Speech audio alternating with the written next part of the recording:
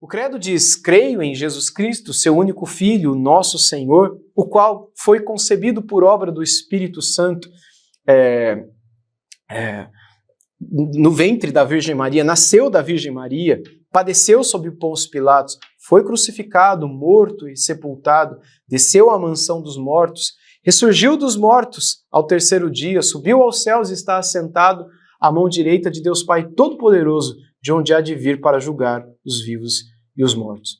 Todas essas expressões relacionadas a ele é o único Filho, o Filho unigênito, ele é o nosso Senhor, ele foi concebido por obra do Espírito Santo no ventre da Virgem Maria, nasceu da Virgem Maria, padeceu sob Pôncio Pilatos, a crucificação, a morte, o sepultamento, a sua ressurreição, a sua ascensão à glória, o fato dele estar à mão direita de Deus Pai Todo-Poderoso, intercedendo por nós, de onde ele há de vir, portanto, o credo é escatológico também, para julgar os vivos e os mortos, nos aponta para Jesus, Deus homem.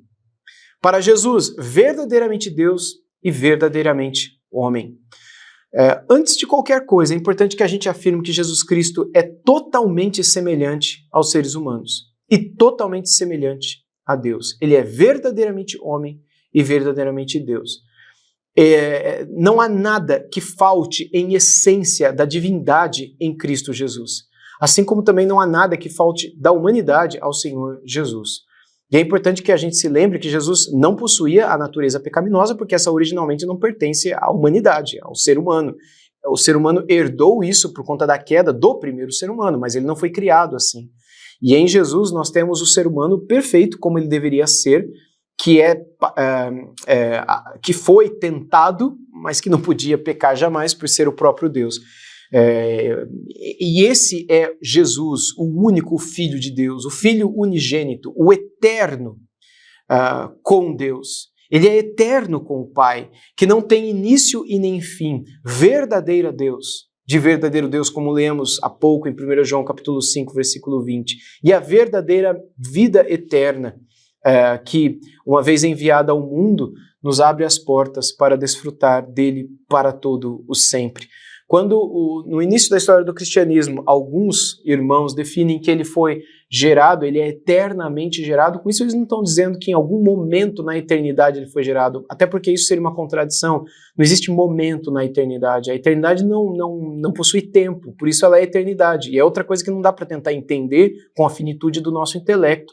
A eternidade não é uma linha onde você vê tudo o que aconteceu, a eternidade é um ponto. E você não tem que dizer ele foi criado. Se ele foi criado é porque ele não existia. Então, se houve um tempo em que não havia o Filho, naquele tempo não havia o Pai.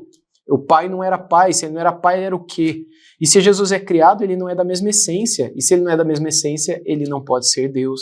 E se ele é Deus, ele é um tipo menor de Deus. Então, veja a confusão na qual nós podemos entrar caso caiamos na crença que alguns, infelizmente, na história da igreja caíram, acreditando que, ao falar de Jesus, estão falando de alguém menor do que Deus Pai.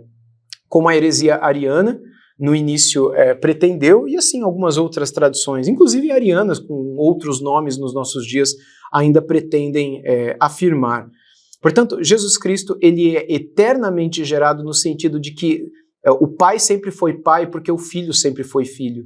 Na eternidade, ele é gerado no sentido de ser o herdeiro de tudo aquilo que é criado desde sempre. Porque quando se trata de eternidade, como Santo Agostinho escreveu, nós não podemos falar de antes, momento, quando, depois. Na eternidade, isto não existe.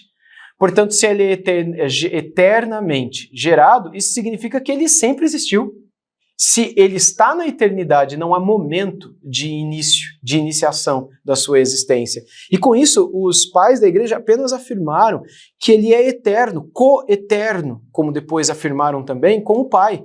Ele é verdadeiramente Deus, ele é verdadeiramente eterno, assim como o Espírito Santo também o é em todas estas coisas. Quando nós estudamos a respeito de Cristo, nós também temos que nos perguntar, né? Cur deo homo, não é como Santo Anselmo escreveu, não é, no seu famoso livro. Por que Deus se fez homem? E a razão é muito simples. Ele se fez um de nós porque essa era a única condição de nos trazer de volta para o lar, de nos trazer de volta para o céu, de termos os nossos pecados perdoados e lavados, de sermos transformados e regenerados, de não termos de sofrer eternamente a condenação que merecíamos sofrer. Alguém tinha que sofrer em nosso lugar, e esse alguém foi ele. E ele assumiu o nosso lugar em um estado de completa humilhação, para que após pudesse ser trazido a um estado de completa exaltação pelo poder do Senhor, do Espírito que agiu em sua vida. Enfim, quando nós olhamos para a vida de Cristo, nós reconhecemos que a sua humilhação o leva à exaltação. Exaltação que ele vivia também antes da sua encarnação. E a razão pela qual ele vem ao mundo é tão somente para nos conduzir de volta a ele, é para fazer de nós filhos e filhas do Senhor, é para olhar nos nossos olhos e nos dizer que o caminho que estávamos vivendo era um caminho de perdição, era um caminho de danação, de condenação, de destruição eternas. E ele veio para nos resgatar, para nos chamar, e mais do que isso, não é? Para dar a vida dele em nosso lugar. Por isso ele disse, eu não vos chamo de servos, porque o Senhor não dá a vida pelo servo, eu vos chamo de amigos, porque é isso que um amigo faz pelos seus. Veja o nível de relacionamento que ele quer ter conosco, de intimidade, de relacionamento em que há satisfação, alegria, gozo na presença de. E é isso que ele sente conosco, e é isso que ele espera que nós sintamos com ele também. Há muito que se estudar e se falar a respeito do nosso Senhor e Salvador Jesus Cristo. Eu diria que nenhum curso com outras 10 aulas, com 30 ou 60 minutos cada, esgotaria tudo aquilo que poderíamos falar a respeito do nosso Senhor e Salvador Jesus Cristo. Como o apóstolo João escreveu no final do seu evangelho, se tudo o que ele fez e falou fossem escritos, nem no mundo inteiro se caberiam os livros que seriam produzidos. E nem na internet inteira se caberia os cursos que seriam gravados, e nenhum ser humano seria capaz de esgotar tudo aquilo que nós podemos saber, crer, falar a respeito da pessoa bendita do nosso Senhor e Salvador Jesus Cristo.